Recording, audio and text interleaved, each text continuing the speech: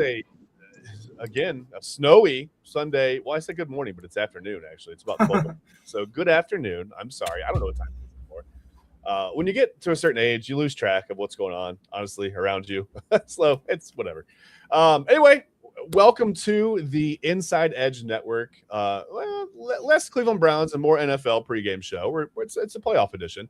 But as always, we're brought to you by LPD Productions. So, again, good afternoon. I am your host. I'm Chad Bryan. With me, as always, I've got my buddies. I've got Ryan Moster over here. I've got TK Dandridge. He is en route somewhere. He's mobile today. We got mobile TK. We got TK running around on wheels today. So yeah, we're gonna first of all we'll get into. We got a pretty good show. A little bit shorter. We're starting a little bit later, as you can tell. So it's afternoon, like I said. So we'll get into a little bit of the Browns head coaching search. We'll talk about the latest going on with that. We'll recap last night's playoff game. Yep. Fun to watch, really entertaining. I hope today's and tomorrow's game are like that. Honestly, these next 4 games in the playoffs in this wildcard round, if they're that entertaining, man, the NFL wins again, right? And then we'll get Double A's take in a little bit as well, just on the wild card round, everything else going on. What's next for the Browns as far as coaching, as John Harbaugh is concerned, and that'll be about it. So let's just get right into it. Let's well, first off, welcome to our first ever NFL playoff preview show. Right, that's fun. We got to put that up. That's a good time. And what is the latest on the Browns' search for a head coach? I mean, I guess, I'm just going to put up a tweet. I'm going to let you guys look at this for a couple of minutes while we talk about it for a second. I'll put up a tweet by Daryl Ryder, Browns beat writer. It was also with 92.3 The Fan. You can kind of see it's a little bit of a list here of just it's a candidate tracker, right? It's interviews that have been completed and then interviews that may be scheduled and guys that have interest, whatever. Or at least the Browns have interest in. We don't know if these coaches have any interest in coaching the Browns. I certainly wouldn't. But anyway, this is the list, guys. And I guess before we get started, anybody stand out? I mean, I know I've been reading into these coaches, Ryan, TK. I'm sure you guys have been too. And we've kind of given our opinion on who we want. Has anything changed for you guys? Are you guys still kind of standing pat with where you were on last week's episode? I mean, we talked about John Harbaugh. I tweeted you guys this week when John Harbaugh became available. I said, would you? I tweeted you with Mike McDaniel. I said, would you? And we weren't really sure about McDaniel, but Harbaugh is a definite yes, right? Yeah, he's my top candidate for sure. Yeah. Absolutely. I mean, yeah. Now, I know the Browns have reached out. We don't necessarily have, any confirmation on an interview time or date. Nothing official there. But TK, do you expect to get that? I mean, do you expect the Browns to have that ironed up this week? I mean, do you think they'll get an interview with Harbaugh? Do you think he says no? I mean, where do we stand on that? Check this out. First and foremost, the number one target for this football team needs to be none other than Johnny Harbaugh. I think we have already established that. I think Hammer did a pretty good job of describing the quintessential coaching staff for us, that being Johnny Harbaugh at the head, keeping Jim Schwartz as our defensive coordinator, and somehow getting Mike McDaniel to come back and be our OC, be a part of our offensive coaching staff once again. Remember, he was the quarterback's coach when he was here, when we had that whole debacle with Johnny Manziel and all that other goofy bullshit going around. So, with that being said, I do like some of the other candidates that are left to be interviewed. You think when the first round of guys that we went through, obviously Schwartzy and Reese were the first guys up to bat. Obviously talking to Aiden Durd of the Seattle Seahawks.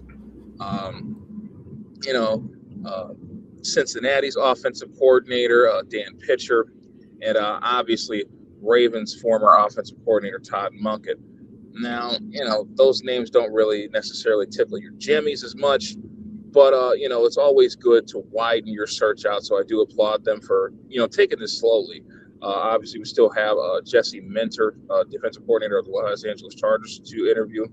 Listen, like I've already stated, I've already put out my dream coaching staff for the 2026 season and beyond. But I do applaud them for extending the search. Like I said, we shouldn't have a clear answer until either late January or early February, to be quite honest. I want them to do a thorough search here. So starting off good so far. We'll see how it goes. Yeah, I mean, this isn't like college football, right? You don't have to have a guy at the helm right away for recruiting purposes. You don't have to, appease, I don't know, 50 or 100 targets over the next couple of seasons with a new head. I mean, you don't have to do that. You're in a better position in the NFL, to where you don't really have to have a guy there to. I mean, look at what happened at Penn State, essentially. You know what I mean? Like I'm thinking of, like they got leveled with James Franklin. Well, he didn't leave; he was fired, but. Just with the struggle to find a head coach there for a minute, and it it did some things to their recruiting classes, and that's really had that problem in the NFL as much. Might have a little bit of a struggle in free agency, I guess. Guys are going to start to look at other places, but it's not the same. It's not really the same. Ryan, how do you feel? Do you think they get an interview with Harbaugh? I mean, obviously the Browns should be. If they're not, they should be very, very interested. That should be the name on the top of their list. But I mean, what's your gut feeling? I mean, does he? I guess he probably at least interviews here, no?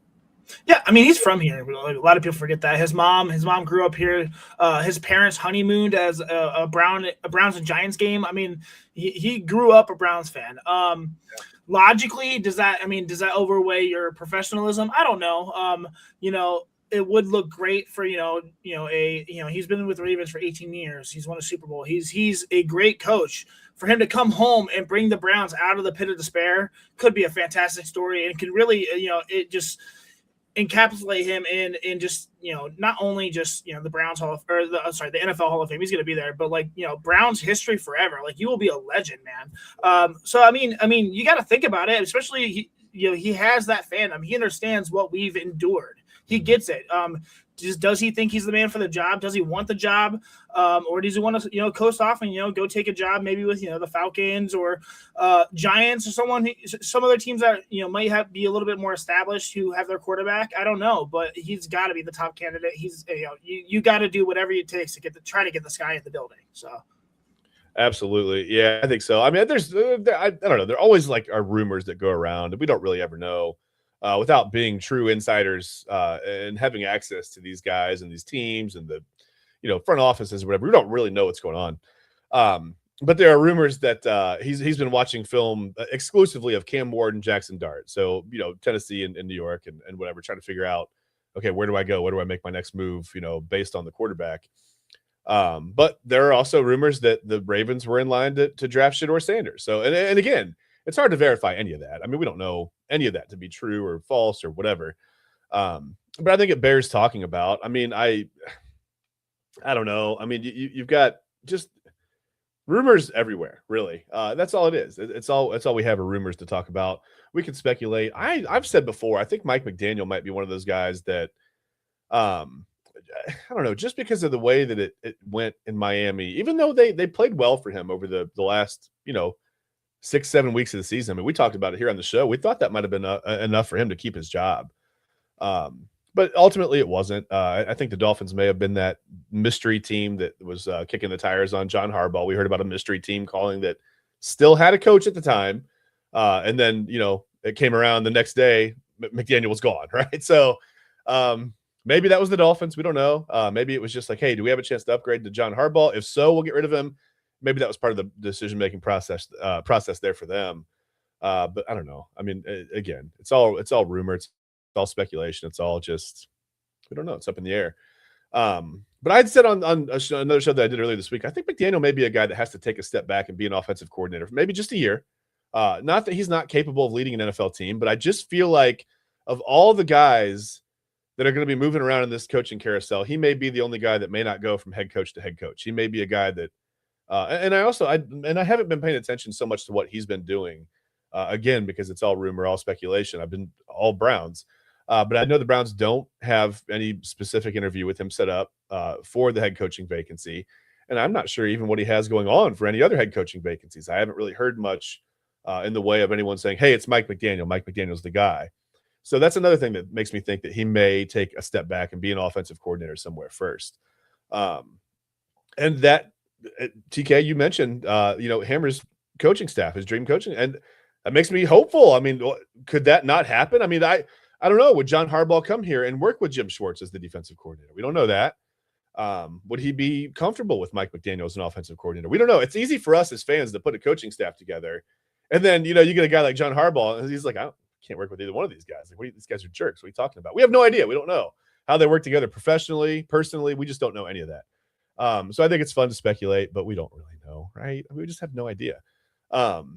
Ryan, give me your dream coaching staff. Who are your top 3 guys? Just, head coach and coordinators. You don't have to go all the way down to special teams coordinators because we all know we want Bubba Ventrone maybe out of here. But right. I don't know. You tell me, like, your dream top 3 guys, like head coach, offensive, defensive coordinator. Yeah, I mean, Harbaugh, give me Harbaugh, first of all. I mean, head coach, I mean, I don't need to go into too much extensiveness here. He's just, I mean, I think he's the guy. Whoever gets him is going to get very, very lucky. There's not many guys with this sort of pedigree available. They stick. Unfortunately, it wasn't working with Lamar, and they wanted a culture change. He might be stuck in his ways a little bit and not really innovative like these other offensive coordinators or head coaches. But nonetheless, he's a proven winner, and he's very, very good. Offensive coordinator, I don't know. McDaniel does intrigue me a little bit. I guess. I would like to stick with Tommy Rees, see what he has. I don't know how much of a chokehold Kevin Stefanski had on him, how much of Tommy Rees was allowed to let go and unleash, and how much was he under the magnifying glass? Yes, Kevin Stefanski did give him play calling rights, but Stefanski did have final say regardless. So I mean, that's still a leash. He intrigues me as well. For defensive coordinator, I'm keeping Jim Schwartz. I think that, we have a top 5 defense. Miles broke the single season sack record under him. Our secondary is fantastic. I'm not mixing that up. And in terms of head coaching search, I would maybe not even look towards hiring a defensive head coach. I know last week I said I don't really think it matters, blah, blah, blah. But for my intention of keeping Jim Schwartz, you really can't hire a defensive coordinator or a defensive-minded head coach and look to retain Jim Schwartz, because that's just not realistic. There's a very low probability of that, rather. So, yeah. Yeah, I think I agree with you. I think, it's hard for these guys to come in and, like you said, a defensive-minded guy to come in and yield to Jim Schwartz. These guys have their own personal egos as well. And you can say what you want, whether that's good or bad. But you don't get to this level without some kind of belief in yourself and your system and your philosophies and your coaching ability. So yeah, it's gonna be hard for these guys to come in and yield to someone else, regardless of the success that's been around here. So yeah, I think I agree with you. I don't necessarily know that. Well, let me ask you this before we and we'll move on in just a moment. But again, we can speculate on all these guys. We can talk about bringing all these guys in. But will Jimmy Haslam hire someone ultimately like John Harbaugh, who is less likely to? I don't want to say take. I don't know how to word this really.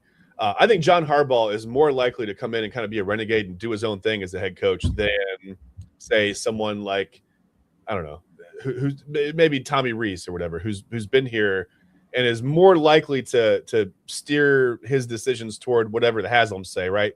Jimmy Haslam, I'm the owner. Here's how I want things to run. John Harbaugh is going to come in and say, listen, I don't care. You do the money stuff. I'll do the football stuff. Sign the checks.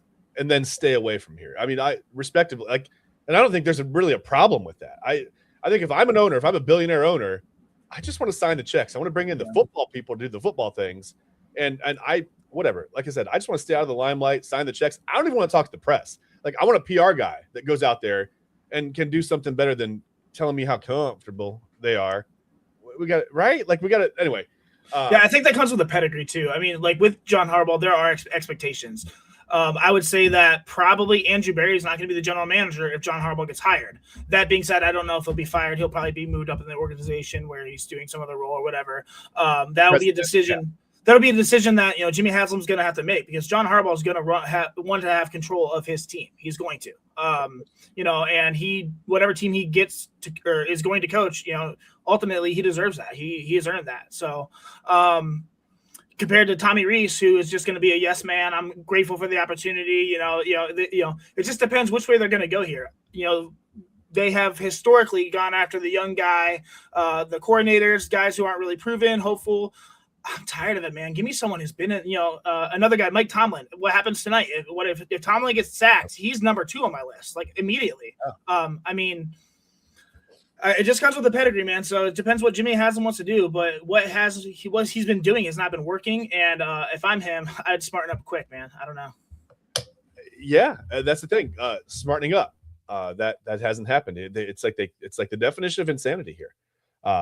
This organization keeps doing things the same exact way and expecting different results. And it's like every time we have a chance to change it, I don't know. I mean, it's like it changes in one way, but not really. We still, haven't just gone. I don't know.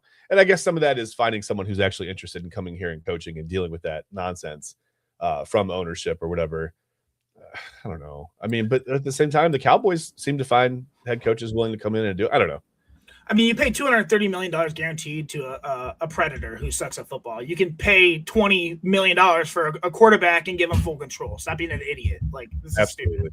Yeah, let's stop doing it. And let's just move on, because I do want to talk about some of these games from yesterday. You guys, I didn't have a chance to watch the entire Rams-Panthers game. I listened to some of it on the radio. I was out and about a little bit, which, by the way, yesterday was my wife's birthday. So happy birthday to my wife, Lisa, before we move on. So I was moving around. I was getting dinner for that. But yeah, Rams-Panthers. So Rams take down the Panthers 34-31. I told TK, I texted this morning in the group chat. I said, listen, man, Shrimp Fried Bryce almost got himself added full time to the buffet, but he got 86 right at dinner time, man. It's too bad. Because I mean, listen, that was a great game, right? And I was thinking like when am I remember this Rams-Panthers matchup. It was 100 years ago. The last time they met in the playoffs was Mark Bulger versus Jake Delhomme. And I got to mention Jake Delhomme because he's one of the 500 quarterbacks the Browns have had since they've come back. So that's a little bit of Browns tie-in. And listen, it made me think too, like if the Panthers can do this, if the Panthers can come out of nowhere and get to the first round of the playoffs and look good, and I mean, they almost won.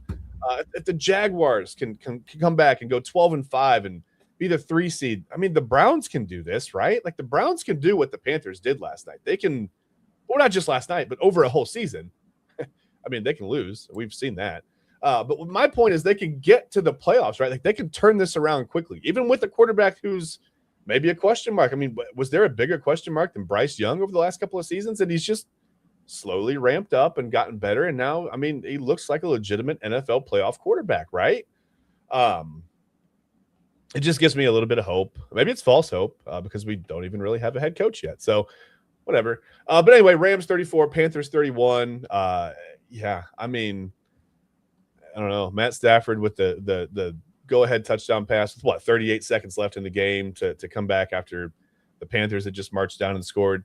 Ryan, give me your impression of this game first off. I don't know how much of it you got to see if you watched the whole thing, but just kind of break down what happened in this one a little bit for us, and I'll get to TK in just a minute. Yeah, man, I watched a little bit. I didn't watch the whole thing. I did see Colby Parkinson's touchdown, 19-yard touchdown with 38 seconds left. Love Colby Parkinson, but I watch out for Terrence Ferguson. He was inactive this week, but he'll be really good next year. But yeah. Good for him. Good for the Rams. I mean, Matthew Stafford looked great. 24-42, 304 yards, 3 touchdowns, only an interception. Had a shaky second half after hitting his hand on a helmet. But was elite in crunch time, and he's still a candidate for MVP. Puka Nacua is being Puka Nacua. 10 catches, 111 yards, 2 touchdowns, 1 receiving and 1 rushing. Devontae Adams is back healthy, thank God. 5 catches, 72 yards. Dropped 1 on the final drive, but still helped move the chains there. I don't know. I really did like this Panthers team. I thought that they were playing above their heads, above what they should have been playing all year. Actually, the addition of Ted McMillan, I think, has just been he's a top 10 receiver as a rookie. The future's so bright. And Jalen Coker out of Holy Cross, he's a second-year rookie. He was out most of the year. I love Jalen Coker, man. He was such a he's an undrafted free agent too. Such a steal. 9 catches, 134 yards, including the go-ahead touchdown with 2:39 left until Stafford made that drive. I mean, Panthers played well this year. Bryce Young played his best game of the season. He was poised, accurate. He was mobile. It was a fun game. What sucks, the Panthers missed the 44-yard field goal early. That definitely came back to haunt them, definitely. But, the sky's the limit for the Rams. I think that they have a good chance of going pretty far in the playoffs, and I'm excited for this Panthers team in the future for sure. Yeah, TK, listen, you're a Panthers guy. You like the Panthers. You've mentioned it before on the show. Carolina's caught your eye a little bit. When they fell down 14-0 last night, I'm sure you were a little bit like, oh, okay, well, growing pains, whatever. But you got to love the fight they showed coming back, man. They led it half to 17-14. Man, they almost got this done last night, right?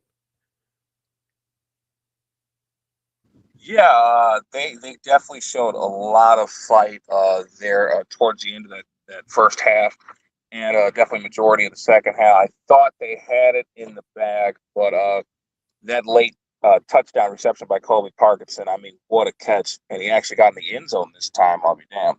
But yeah, wonderful throw from Stafford, even better catch from Colby Parkinson to essentially end the game. But what I liked most from the Carolina Panthers was how the offensive line performed after Ike Ekwonu went down early in the first quarter. They lost him to a knee injury. Josh Nijman, who I have not been particularly fond of in past references, but he played very well during this playoff game. I thought he was more than serviceable, more serviceable than he had ever been, either as a Packer or a Panther. It was wonderful to have big Bobby Hunt back at right guard, open up some holes. Did give up a sack early, but played the rest of the game pretty well. I definitely thought that Chuba Hubbard welcomed himself back to the Carolina crowd in fantastic fashion, 46 yards with 2 rushing touchdowns. Looked like they kind of forgot about Rico a little bit, but he did get stopped early. Only 5 carries with 9 yards to that. But yeah, obviously Tedero McMillan was outstanding. Jalen Coker was even better. This team has an extremely bright future, and I give a lot of credit to head coach Dave Canales because a lot of people wanted to put him in the saucer and blend him up and move on to somebody else because they didn't think he was the right kind of leader for that football team. He definitely proved them wrong this year. Panthers are going to be really good next year. Can't wait. Yeah, the Panthers are close, man. I mean, dropped interception by J.C. Horn, who I absolutely love. I mean, they're right there. I mean, they give up 2 big plays on the last drive. They're right there. I mean, the dig to Nakua and then obviously that touchdown to Parkinson. But it was so close. To stand neck and neck in the playoffs. Bryce Young needs commended. He played well. 264 yards, a touchdown, a rushing touchdown. He just looked really well. Looked really good this game. I don't know. It was just a fun game to watch. So I agree. Sky's the limit for the Panthers, especially in the upcoming seasons. Yeah. It gives you hope. Again, maybe false hope for what the Browns could do. But we've been talking about this for 26 seasons now, about how in the NFL there's plenty of parity, and you can turn things around very quickly with just a few good moves, right? Browns never seem to pull that off. Never seem to pull the few good moves part of that equation off. So that's probably the biggest problem. Let's go to the nightcap from last night. Let's get to hold on, lost my page. Sorry about that. Again, another game that went back and forth late. It got pretty wild in the fourth quarter. Bears win at home, 31-27 over the Packers. And by the way, it's still weird for me to watch the Panthers host that playoff game with a loser. Whatever, it doesn't matter. I don't know if the NFL needs to rethink having the division winners at home. Just some divisions are really, really bad. Doesn't matter. In the nightcap, the Bears took down the Packers 31-27. Jordan Love and the Packers had a chance late in this game. And just a weird rule for me that I know it's been there since it's not like it's new. It isn't anything new, but the 10-second runoff when the Packers lost their center to a knee injury, I thought made a big difference. It went from 32 to 22 seconds there. Probably cost the Packers at least, the ability at the end of the game to have the chance to, maybe throw a pass toward the sidelines, get out of bounds, and then have a shorter shot at the end zone. Regardless, great game. Bears win it at home, 31-27. They were down 21-3 in this game. Yeah. It looked like, okay, well, same old Bears from, before this season, right? Caleb Williams struggling. Although he didn't really struggle. I mean, there were some drop passes. There were some weird things in the first half that his numbers didn't look great, but it wasn't necessarily him struggling. I thought he played well. And then I thought just the Bears defense really turned it on in the second half. They looked like a completely different team. and the crowd got into it. Man, it was fun to watch. You heard Al Michaels, if you watch this game on the broadcast on Amazon Prime, talk about, he's been to about a little over 30 Bears games, and that was the loudest he had ever heard Soldier Field. He even made a joke, and this is for the old crowd out there.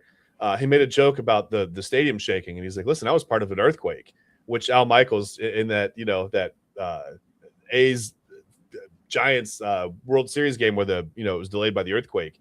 I was watching that game, man.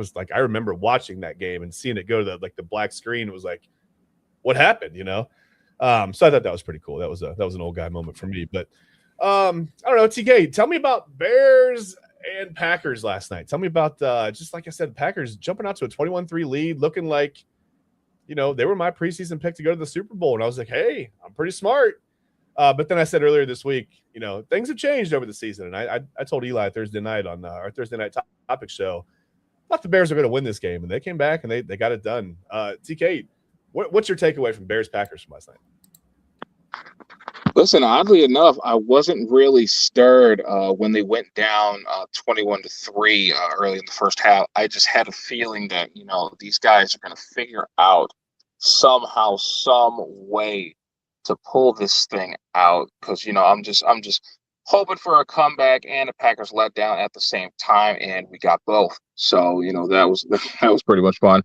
Caleb Williams started this game off very skittish. A couple of really bad interceptions, misconnections. The interception to Carrington Valentine towards the end of the second half looked like he just threw it right to him. Misconnection between him and Luther Burden. Things happen. Obviously, his frustration was very visible there on the sideline, but they kept grinding and they figured it out and they got it together. Colston Loveland had a very good game. He had 8 receptions. Olamide Zaccheaus scored a late touchdown. I think that was the one that put them over the top. I'm not sure. That may have been the DJ Moore touchdown. I'm not sure. But because I did fall asleep during that game, I will be honest. But they did. It's tough getting old out here, TK. It's tough. Right, man. Tell me about it. But they did everything that they needed to do to get back into the game. Obviously, losing TJ Edwards early was a huge blow. We wondered how the defense was going to respond to that. Took them a while to get their feet wet and get organized, but they finally did it when it counted the most. Only 6 points allowed in that second half. So, listen, the Bears are something to be reckoned with this playoffs. I definitely think they will go deep. I don't want to put too much, stir the pot too much, but I could see them in the conference championship this year, regardless of who they play. Yeah, listen, there was talk of Colston Loveland, kind of being a bad pick about halfway through the season. And I don't know, I just thought I watched him a little bit at Michigan, and I thought, be patient, man. He's a pretty good football player. He's just underutilized. Yeah, he looked really good last night. I was gonna say they went to him. I mean, they just pounded to the tight end, and he came through for him. Ryan, tell me about. So listen, this is crazy, right? We talked about this in the text. The Bears' biggest playoff comeback in their history was a 5-point playoff comeback back in the 30s. They became I had it here up in front of me. I think they're the 4th team in NFL history to win a playoff game, when they were trailing by 15 or more in the fourth quarter.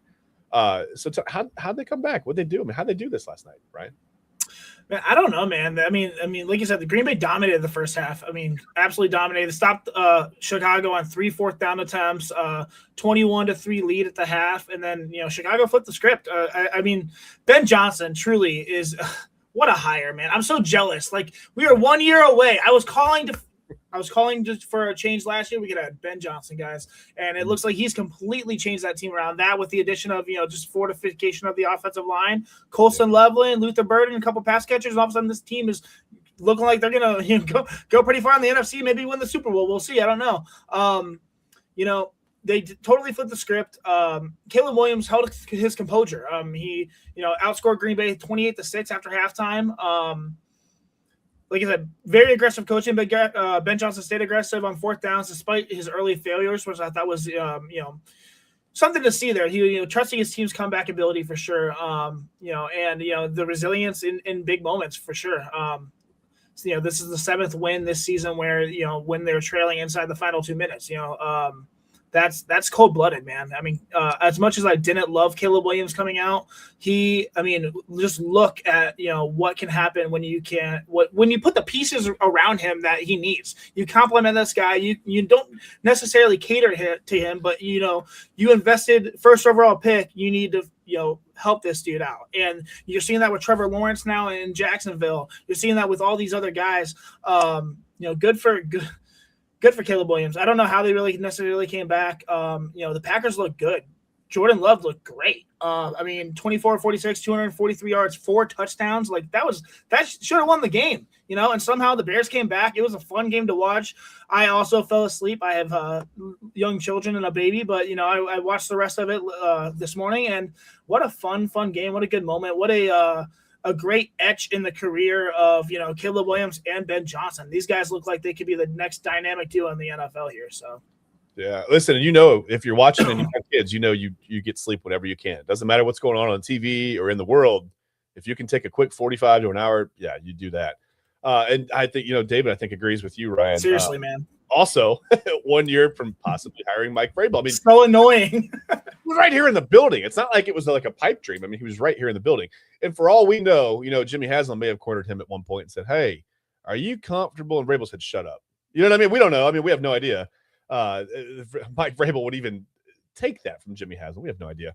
But yeah, I've thought about that a lot, David. How Vrabel was right here in Berea, and now the Patriots are.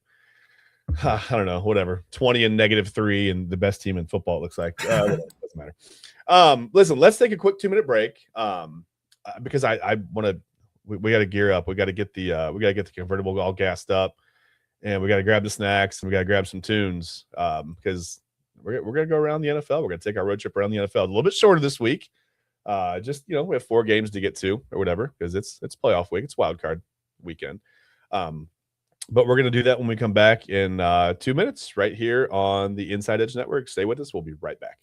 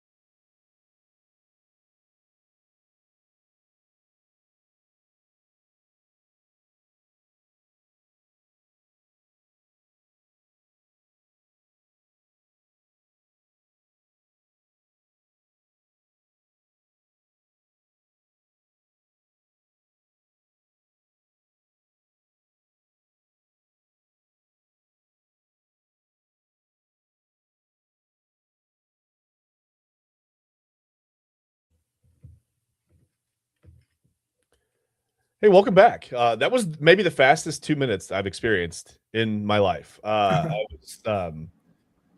wife's experienced faster, but anyway, no, I was trying to get things ready, and I'm like, hey, this is going to be 120 seconds. I got plenty of time. I slipped that in. Well, that's not the way I do that. Okay, we're done. Before it gets out of control, it's still a family show. It's just a little afternoon.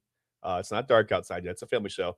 So before I get out of control, before we move on to our road trip, because we're still filling up. We still got, come back from the gas station, grab the snacks and grab some tunes. Let me get Double A's take. We talked about John Harbaugh being the top priority for the Browns and the coaching search. Let me just get Double A's take in here real quick from our producer, Anthony Alford, before we move on. Then when we're done with this, we will go around the NFL. So stick with us. Let's hear from Double A quick. Hey, good morning, everybody. Anthony Alford here with you. Welcome to AA's Take. It is unofficially brought to you by the makers of whatever this is, because it is January and things are happening. So take care of yourself. Took a full dose of that last night, and it took a minute to wake up this morning, but now I'm feeling a little bit better waking up. So don't judge my voice. All right, a couple things here. Obviously, we saw yesterday incredible playoff games, incredible games. The Rams able to pull through. Carolina hung around, and Carolina had an opportunity to win yesterday. I did not like the play calling from Carolina on their final drive. They had all 3 timeouts. You had, 17 seconds, and they were only down by 3. You only needed to move about, 40 yards downfield for at least a field goal. The middle of the field is open. Middle of the field's there. The Rams were sending pressure to Bryce Young. All you have to do is hit the slant. You get the out route guy over the middle. You can gain easily 15 to 20 yards a pop. But they decided to go for big plays instead. And the pressure, you flush out Young and forget about it. So Carolina's a great learning experience. I would love to say, they'll be right back there next year. But it's the playoffs. You never know. You got to take advantage when you have the opportunities. Meanwhile, in the nightcap, Packers and Bears. Boy, as I was like, you know what? If Green Bay scores one more touchdown, we go ahead and turn this off, head to bed, because, things were starting to kick in my system. But the Bears kept hanging around. And the schedule makers were brilliant with how they created the schedule. You noticed a lot of rivalry games, divisional top-level games, happened in December. So the fact that the Bears and Packers played their 3rd game in 35 days, this is about as close to a best-of series that you could get in the NFL. So you could tell what the rubber match, the 3rd match between these two teams, both teams' strengths, both teams' weaknesses. Green Bay's offense did a great job throughout most of the game, but not able to connect with, missed field goal, missed extra point. And then Green Bay's defense has been horrible in the second half. Caleb Williams made elite-level plays to definitely make things happen. So Chicago moves on, Green Bay goes home, and Green Bay might be in the market for a new head coach. That could be John Harbaugh.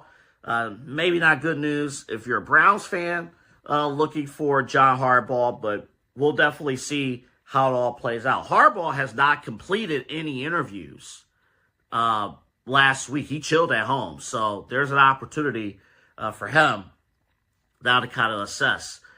The other job that could open up could be Pittsburgh if the Texans defeat the Steelers tomorrow. So Kevin Stefanski already completed interviews, including with the Ravens.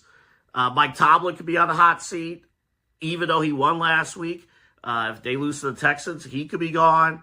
And John Harbaugh is on the open market. So if I give you a division where Kevin Stefanski is the head coach of the Ravens, Mike Tomlin is the head coach of the Browns, and John Harbaugh is the head coach of the Steelers,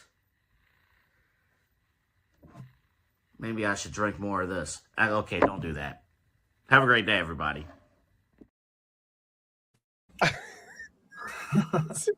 I was just thinking, I don't know if you guys know. So my wife used to watch a show back in the day. And before we move on, I want to say just real quick, David said Vrabel probably told Haslam he needed 4 new O-linemen. And I'm sure Jimmy Haslam was like, what are those? You know what I mean? He had no idea.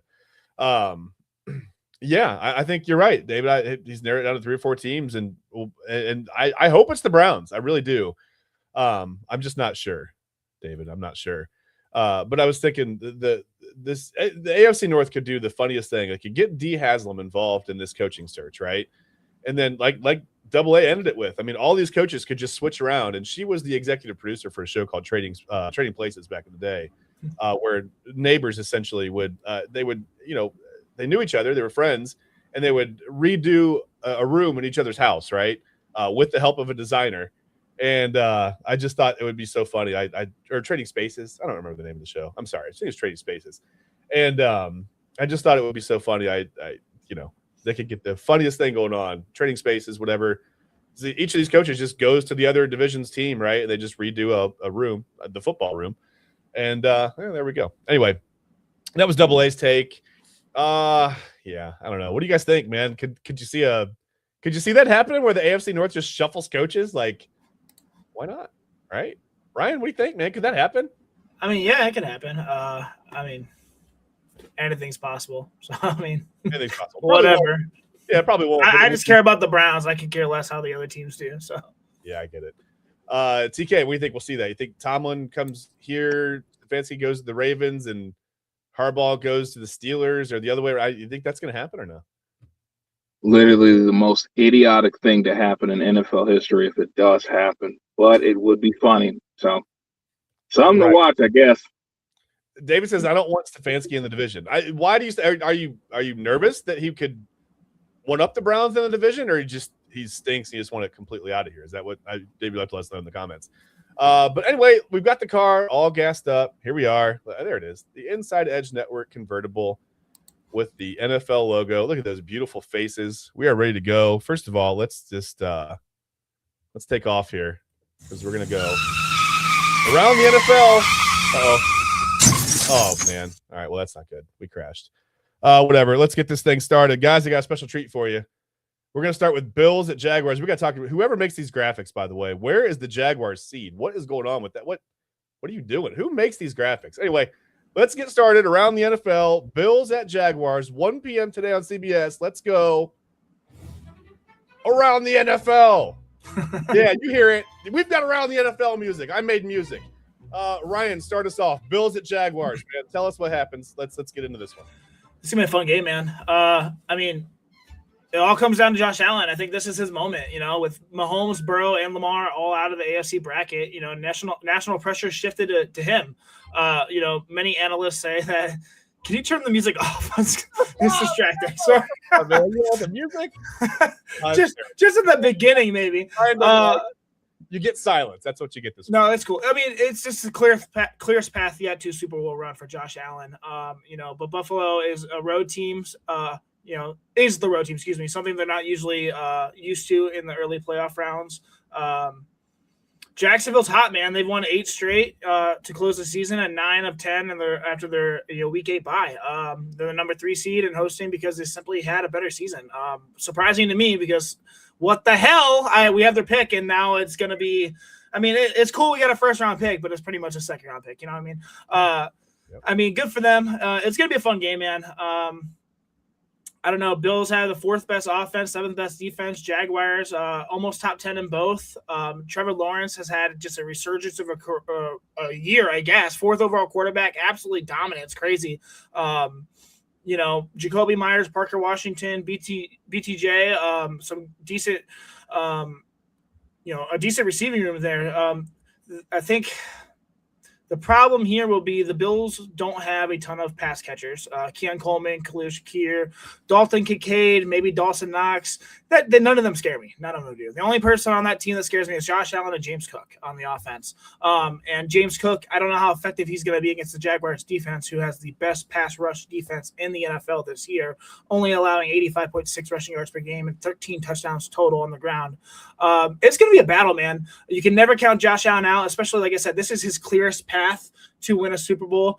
All of his rivals are out of it. There's maybe a new rival now, maybe a guy up and coming now with Trevor Lawrence. But I don't know. I think I'm going to take the Jaguars here just because if you stuff that run, you don't really have many more options here, and that sucks. That hurts for me, man. That hurts. I'm going to take the Jaguars over the Bills here. Yeah, I mean, I thought for a moment if the Bills can get out to a lead early and rely on that running game, but like you said, the Jaguars are so good against the run on defense. It's hard to say. Man, the Bills are in a weird spot. I mean, you thought with the Chiefs bowing out, this should be the Bills' year to get to the Super Bowl, maybe win it. But here we are. Now a whole new challenge stands in the way. Before we move on to TK, David just said he thinks Stefanski is a good coach and he knows our weaknesses. David, I would challenge you to say that maybe our weakness was the weakness. Was Stefanski, but that's okay. Neither here nor there. He's not here anymore, so we don't want to speak of him of the not the dead. I almost said the dead. He's not dead. He's just dead to me. Yeah, he's dead. TK, give me the 6th seed Buffalo Bills and the mystery seed Jaguars because of the idiot who makes the graphics for the show didn't put the seed up. So I don't know who that is. We'll find out. TK, Jaguars Bills. What do you got, man? Yeah, I'm gonna rock with the 3rd seed Jaguars on this one. It's way too much in favor for the Jaguars today. I definitely think the sun definitely shines brighter in Duval. Jacksonville loves playing in front of their fans. As much as I want the Buffalo Bills to get to that Super Bowl and potentially win it, I definitely think the Jacksonville Jaguars are a very good team that is going to be in the way of that. Like you had already mentioned, they won their last 8 games. They look virtually unbeatable in the month of December. They looked absolutely flawless. They went into Mile High Stadium and took care of them, or Sports Authority, or whatever the hell they call it now. Took care of them. They beat. Who did they beat later this season? I don't want to take too much time with that. I can't remember it right now. But listen, when you're on a team that wins 8 straight games, you're always looking for something to get in the way of that. Somehow they want to be able to stop that hot streak. I don't think they'll be able to do it. It's going to be a good one. I got the Jaguars in this one. Gotcha. Hey, those 8 teams, they beat the Chargers, the Cardinals, the Titans, the Colts, the Jets, the Broncos, and then the Colts and the Titans again to end the season, just so you know. Yeah, I don't know. I mean, again, this is tough for me because the Bills were my preseason pick to not only go to the Super Bowl, but to beat the Packers in it. I thought the Bills finally got their world championship. I did not have the Chiefs completely falling off the face of the earth. But I thought this would be the year that the Bills would get by the Chiefs. For a while, it was like Bills, Ravens, Chiefs, right? It was like this top 3 of like who's like which quarterback is going to get it done. Ultimately, the Ravens had all the drop issues, whatever. Everybody blames Lamar Jackson for the playoff struggles, but I mean, really, the Ravens just don't catch passes in the playoffs. That's crazy. Also, can't really put that on the head coach. People say, well, Harbaugh can't win in the playoffs. Well, when you can't catch passes down the field, I mean, that's a problem.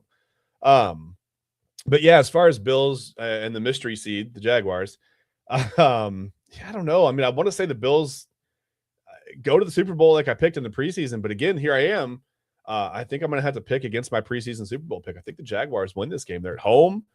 They've looked, man, really, really good. I mean, 8 in a row is, sometimes you think maybe you're due for a loss, but man, they've just looked so good. They've won in so many different ways. Really good against the run. I think that bodes well in the playoffs. Regardless of the weather, I know they're going to be in Jacksonville. It's not exactly a cold weather city, but yeah, I think the Jaguars get it done today. So that is that. So let's move on. Let's go Niners at Eagles. We know the Eagles are the 3 seed because that's there on the graphic. That'll be at 4:30 on Fox. And just for a second, Ryan, sounds so nice. It does. If you're watching in the comments, let us know. Do you like the music? Do you hate the music? Tell me what you think. Remember, I personally made it with my own symphony orchestra, so don't tear me up too much. Very impressive. Yeah, I was recording in the pit this week. Don't worry. I'm like Prince. I play all the instruments. It's wild. You wouldn't believe it. Just imagine how bad that would sound. TK, give me your pick, man. Niners, Eagles. Tell me a little bit about the game. Give me your pick, and then we'll move on to Ryan in a second. The more I look into this game, I look at 2 teams with very capable offenses and very good defenses to combat that. Originally, I wanted to go with San Francisco because I thought they may have had the better defense, and I was expecting Brock Purdy to be able to perform at a high level. The last matchup they had against the Seattle Seahawks kind of left me worried because Seattle virtually shut down everything that they did. I think it was the first game in about like 8 or 9 games that Christian McCaffrey did not account for at least 70 yards receiving and rushing, which was a big shock to me. I definitely think the Philadelphia Eagles are going to focus in on him. Specifically, he is the top dog in the offense. I just think with everything going on and with the Eagles being able to finally look serious towards the end of the season. Remember, they suffered a few really goofy losses there that had people worrying. Obviously, the blowout loss to the Giants on Thursday Night Football, the loss in Dallas that made absolutely no sense, being up 21-0 in the fourth quarter. But yeah, towards the end of the season, they were able to steer the ship. I'm going to go ahead and take the Eagles at home in this one. I expect a low-scoring, hard-hitting game. Granted, with all the injuries, to San Francisco and the personnel issues with Philadelphia as well, I expect it to be a close game. But the Philadelphia Eagles are going to pick this one out. Okay, Ryan, Niners Eagles. Let me hear your pick, man. Yeah, I mean, both these teams have shaped the NFC for three straight seasons, if I could talk. With either the Eagles or the Niners appearing in each of the last three Super Bowls. I mean, their last playoff meeting was, I think, 2022, the NFC Championship game. That's where Brock Purdy got hurt and tore his UCL on the opening drive, and the Eagles ended up winning 31-7. This is their first postseason rematch since that injury, and I think both teams know it. Honestly, San Francisco, they finished 12-5, riding a 6-game win streak before the last week of the season, Week 18 against the Seahawks. Injuries have been a theme all year for them. Their receiver room has not been healthy all year. George Kittle missed some decent time actually. Even their offensive line has struggled. The only guy who really hasn't been injured, who usually is injured, is Christian McCaffrey, and that's been major for them. The big factor last week is Brock Purdy being inefficient as well. 127 yards and interception was his Week 18 performance. He's been really, really great other than that. Christian McCaffrey, the RB1 of the season, 2023 Offensive Player of the Year. They look really, really good. Eagles are defending Super Bowl champions. They've had a frustrating, inconsistent season, as TK alluded to, especially in offense. Jalen Hurts has struggled at time. Saquon Barkley's production has dipped significantly from last year. He had 2,005 yards last year to just 1,140 yards this season. But the postseason is where Jalen Hurts shines. His resume is 6-3 as a starter, 5-0 at home, with 19 total touchdowns and only 2 turnovers in the postseason since 2022. He's been really, really, really good. Their defense must absolutely limit Christian McCaffrey and force Purdy into long third downs here. Philly is undefeated at home in the playoffs with Hurts. That's going to be a big thing to overcome. That being said, also they have Saquon Barkley, who was the AP Offensive Player of the Year for 2024 as well. So it's major running back against major running back. It's going to be a lot of fun. I don't know, man. This Eagles team, I hate them so much. They suck, but they're so good. It's stupid. 24th best offense. They suck. Their defense is what kept them in games this year. Definitely picked it up in the last 6 or so games. They're 13th best now. I want these Eagles to lose. They should lose. I think the 49ers are a better team. I do. 7th best offense. Their defense is not that great, but they've sustained a lot of injuries. I did not see the status of Fred Warner. I heard he was trying to come back for this game. I'm not sure if he's back. If he is back, obviously that's a huge benefit for them, but I wouldn't expect too much yet.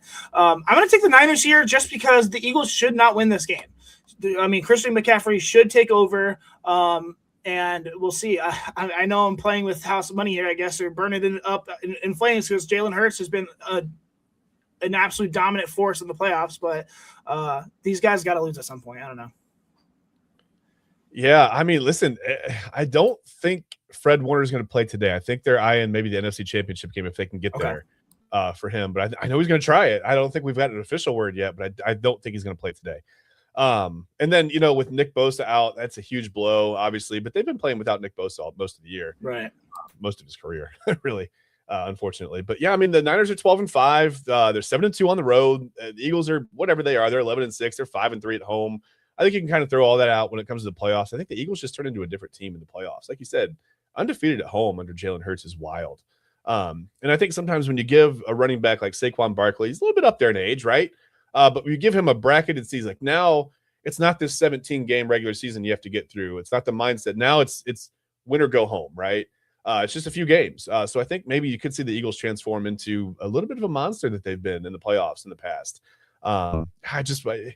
The Niners are 12-5, like we said, but they also had coming into the season probably the worst, the best for them, but the worst teams scheduled in the NFL.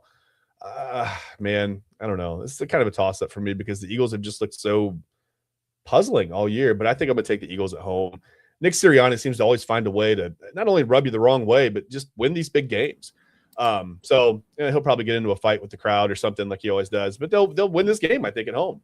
I think I guess I'll take the Eagles over the Niners at home.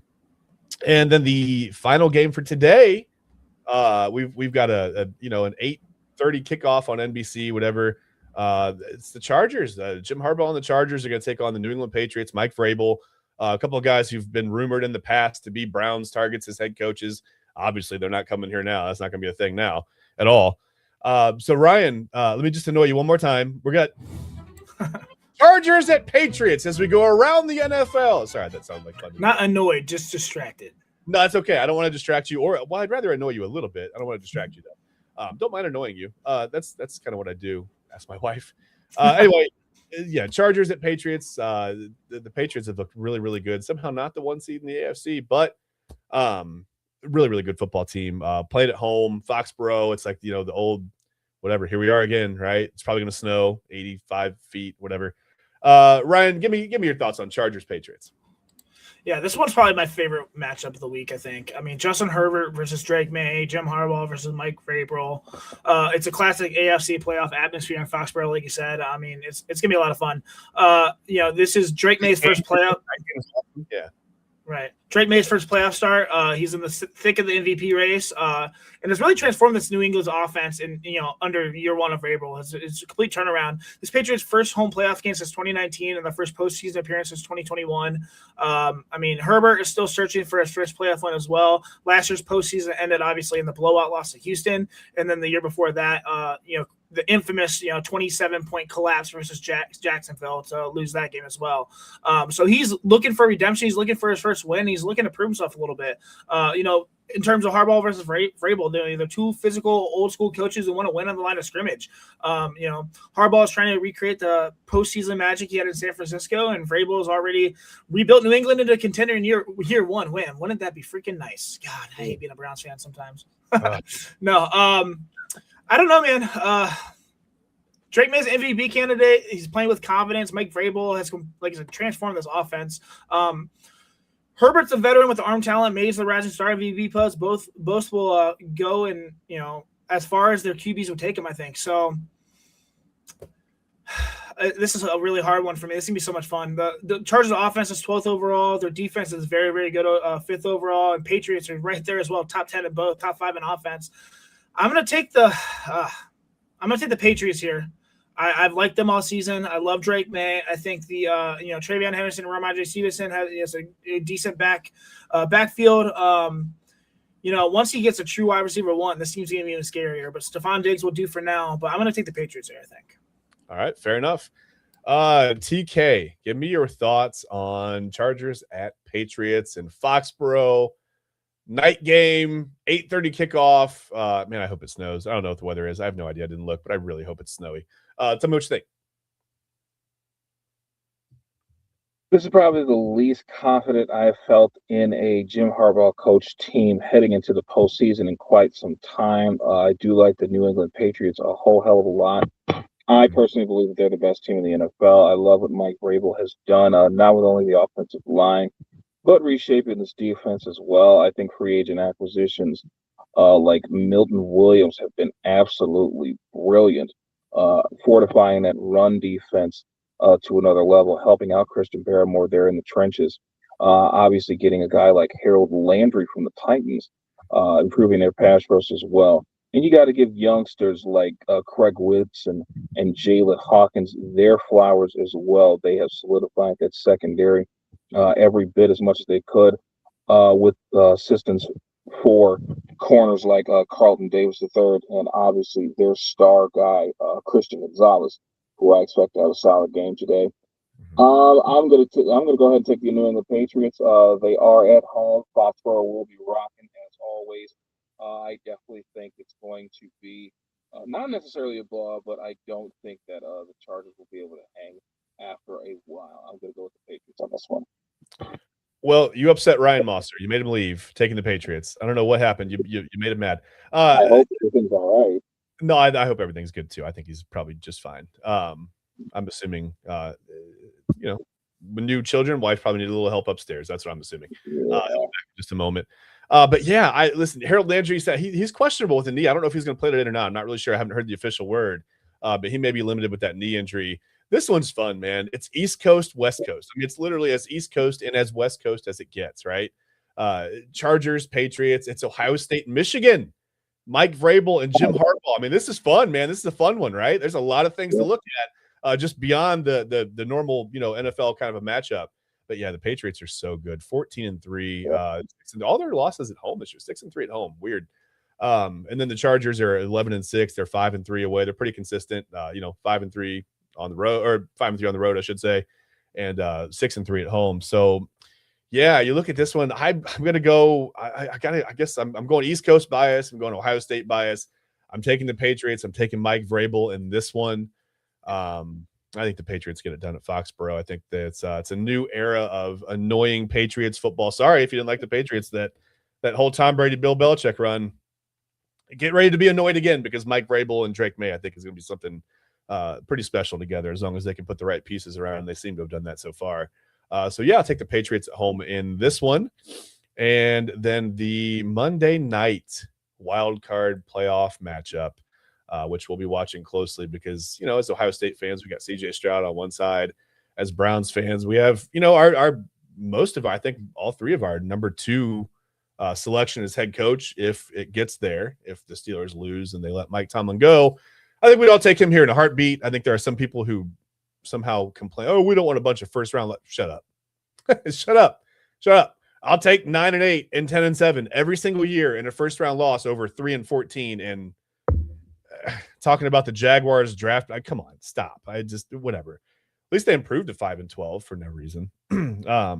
Not sure they would have taken Fernando Mendoza anyway, but just watching him dismantle Oregon in that playoff game the other night, by the way, maybe it makes you think twice about that, but maybe not. I don't know. I think we have a decent one here. And Shedeur Sanders. So let's get to the Monday night matchup on ESPN, ABC, TK. Tell me. Go ahead and give me the Houston Texans in this one. I have been on record to say that Houston has the best defense in the world. I definitely think, even with the return of DK Metcalf back to the Steelers offense, I do believe that their defense is more than ready for the challenge of that Pittsburgh passing attack. Derek Stingley Jr. is one of my absolute favorite corners. He's obviously going to draw the matchup of DK Metcalf in this game. I expect it to be a close one, though. Going to be a really frigid night Monday night. Houston's not really used to those cold weather games too much, but they have played in some and have been able to prevail. I expect this to be no different. I'm going to take the Houston Texans on the road in this one. Yeah, I think sometimes the weather gets a little bit overstated, the weather advantage in the NFL. I mean, human beings adapt really quickly. I mean, you get guys out in the weather for a couple of days. I mean, you go outside and you kind of experience the cold, and I think that's, your body adapts to that pretty quickly. You know how it is. The first time it gets cold in the winter, you wear a coat, you're freezing. 2-3 days later, it's like, okay, it's 20 degrees. It's fine. You get used to it. Ryan, Texans, Steelers, what are your thoughts on this one? Yeah, Texans are going to dominate this game. I don't think it's going to be close. Houston enters as the AFC's hottest team, riding a 9-game winning streak, while Pittsburgh hosts Ben Aaron Rodgers and, a resurgent defense, I guess. But, this is the final game of the wildcard weekend, and it's going to be loaded. Since the midseason, analysts have been saying that the Texans and the AFC are the most dangerous matchup because of their defense. Their defense, like TK said, is the best defense in the NFL. I love Derek Stingley Jr. as well. He's so freaking good, man. Aaron Rodgers is returning to the playoffs. He's in place since 2022 in the playoffs, but now he's leading the Steelers, who are trying to avoid a third straight wild card loss and snap a 6-game playoff losing streak. Tomlin has talked about making it clear that his he won't put the weight of his past playoff failures on this roster for sure. But the narrative is absolutely unavoidable. They haven't won a postseason game since 2017. That's good for Browns fan. At least they're making it. But I don't think it's his fault at all. I love Tomlin. I think that it's roster construction for sure, but he's a coach that's making the best out of what he has. Texans defense, is the reason nobody wanted to draw them. They disguise coverages, they hit quarterbacks, they force mistakes. Rodgers' ability to get the ball out quickly will be the key. I'm not sure if he'll be able to. DK Metcalf is back, so that's good. Pittsburgh's a home underdog, I think. Something that rarely happens in the Tomlin era. The crowd will be electric, but Houston has been unfazed on the road during their streak. I'm going to definitely take the Texans here. They, like I said, best defense, 6th best passing offense, 4th best rushing defense. CJ Stroud, after coming back from his concussions, injuries there, has been relatively a lot better, I think. He's been a lot better. Texans fans haven't really loved him so much before that, but he looks to be coming back here. I think the Steelers are going to lose. They have a bottom 25 offense, 26 defense. They're not good. They're not good. They're going to lose again in the first round. Mike Tomlin's going to get fired, and all hell's going to break loose in the NFL again. So, yeah, especially in the AFC North, it's going to be wild. 9 straight wins for the Texans. I mean, like, at one point they were 3-5. They were all but dead, right? We were like, man, what? Like, the Texans fall off has to be studied, right? Like, D'Amico Ryans and CJ Stroud looked like they were going to team up and like be this super team in the AFC, and all of a sudden 9 wins in a row and they're back. They're 12-5. They're 5-3 on the road. The Steelers are 6-3 at home this season. 10-7 overall for the Steelers. Like you said, I think, Aaron Rodgers had his moment. He's a Hall of Fame quarterback, no doubt. He's not quite, at 500 years old, what he was in his prime. We know that. I think it's going to be a tough one for the Steelers. I think this defense is going to be too good. We saw what the Steelers did to themselves with the game plan to keep Myles Garrett off, Aaron Rodgers in that almost season finale against the Browns, right. Second to last week of the season. They played themselves right out of the game, and if they are going to employ a similar game plan with Houston's defense, which probably I guess is a little bit better statistically than the Browns defense, they don't have a Myles Garrett, but they still have plenty of guys that can get home. I think again, you take yourself out of the football game, and I think that's what they did against the Browns. They could do that against the Houston Texans. We'll see. I mean, I like the Texans on the road. They are a 3-point favorite, by the way, on the road, Ryan. You were right. Steelers are a 3-point underdog at home in the playoffs in the wildcard round. A little bit rare. I love this Texans team. I don't think the cold air is going to bother them at all. I think they'll get it done. I think they beat the Steelers, and I think Monday morning. Well, I shouldn't say Monday morning, but I think Tuesday morning, like you said, all hell breaks loose. I mean, now the coach search is wild. You got John Harbaugh out there, Mike Tomlin. Don't forget about Clint Kubiak. I mean, Ravens quarterback Lamar Jackson has supposedly openly said that, hey, I'd love to see Clint Kubiak in here. If we gotta let Harbaugh go and get somebody new in here, Kubiak's a great guy. Don't forget about Kubiak either. I mean, something we haven't really mentioned too much, but he could be, one of the top names for, I don't know. It's going to be wild. Tuesday morning could be pretty wild. We'll see how that changes anything for the Browns head coach search. Take the Texans on the road against the Steelers. Listen, guys, thank you for watching. This is our very, very first playoff edition of the Inside Edge Network Cleveland Browns and NFL pregame show. We know it's not a Cleveland Browns pregame show in the playoffs because that's not what we do here. Once every 5 to 7 seasons, we might sneak in we'll be in the hunt graphic, right? And then every so often you sneak in and you beat your rival. That was great. They beat the Steelers in the playoffs, almost beat the Chiefs that year. And then just it all came crumbling down very quickly over the next couple of seasons. And here we are. We're looking for a new head coach, possibly looking for a new quarterback. We're looking for an all-new offensive line. We're looking for wide receivers. We're looking for a clue. Just a semblance of anything good here in Cleveland when it comes to our football team. But, hey, the Cavs are playing better. Okay. Cleveland Crunch.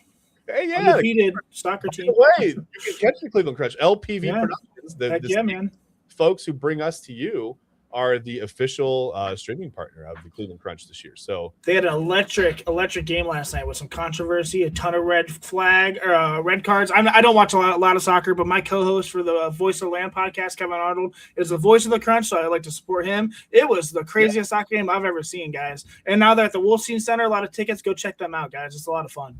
Little plug. Yeah, that's awesome. You can't get out there to see them in person. Like I said, find it. You can watch them. You can stream it on YouTube. Yep, they have it on the radio. They have it on TV for Spectrum. I think that's everywhere now. So yeah, amazing. So that's a really good episode. I'm glad and they're really good. They are really good, and it's fun to.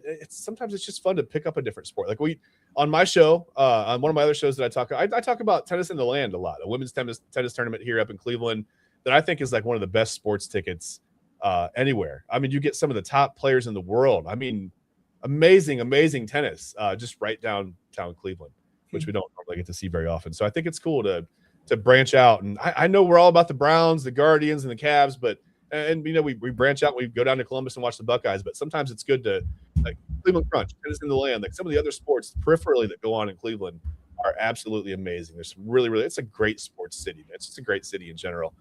Good food, good sports, good people, blue collar, hardworking town. Bad football. Yeah. Yes. And one day that's going to match with the Browns whole. One day we're going to get a guy like that in here to coach this team, a blue collar, hardworking, guy. Not that Kevin Stefanski didn't work hard, but it just didn't work well. So one day we're going to get that guy in here. It's the football team's personality is going to match the city's personality. We're going to win a ton of games, and it's going to be a lot of fun. We're going to get back to the AFC Championship game. We're going to be on the brink of the Super Bowl.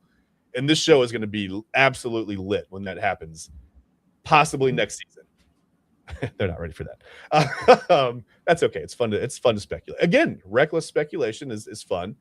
So we'll say Browns are a Super Bowl contender next year, depending on who they hire. Never know. Could happen. We've seen teams turn around in 1 year. It could happen. So listen, guys, again, thank you so much for watching. I want to thank the Inside Edge Network and LPV Productions. And thanks to my co-hosts, man, Ryan Mosser and TK Dandridge. We hope you guys were entertained sufficiently.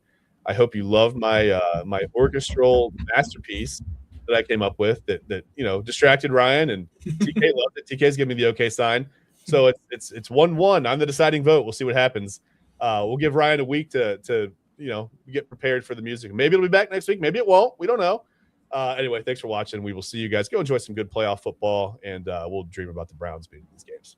See you guys.